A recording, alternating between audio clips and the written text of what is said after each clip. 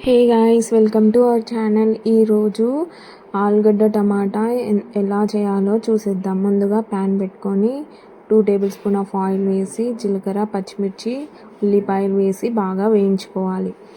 అలా వేయించుకున్న తర్వాత తగినంత సాల్ట్ వేసుకొని బాగా కలుపుకోండి.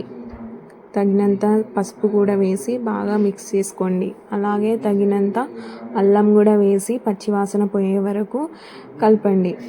అలాగే ముందుగా కట్ చేసి పెట్టుకున్న ఆలుగడ్డలను వేయండి. వేసి అంతా కలిసేలాగా కలుపుకోండి. సో నేను చూపెట్టిన విధంగా అలా కలుపుకోండి. అలా కలుపుకున్న తర్వాత 2 to 3 minutes వరకు ఉడికించండి. ఆలుగడ్డలని ఆయిల్లోనే ఉడకనివ్వండి.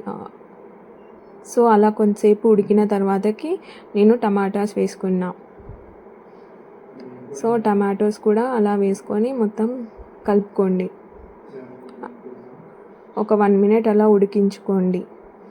సో టమాటాలు అనేవి మెత్తబడిన తర్వాతకి తగినంత కారం కూడా వేసుకోండి. సో నేను 2 టేబుల్ స్పూన్స్ ఆఫ్ కారం వేసుకున్నా అండి. వేసుకొని బాగా కలుపుకోండి. అలా కలుపుకున్న తర్వాత 2 to 3 minutes కారం అనేది ఉడకనివ్వాలి. సో మధ్యలో కలుపుతూ ఉండండి, కింద మాడిపోకుండా ఉండడానికి.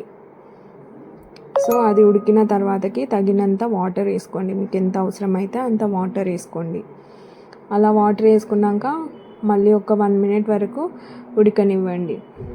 సో అలా ఉడికించిన తర్వాతకి లాస్ట్లో మీరు కొత్తిమీర చల్లుకోవాలి. అంతే, ఎంతో రుచికరమైన ఆలుగడ్డ టమాటా కూర ready. Please do subscribe. Thank you for watching.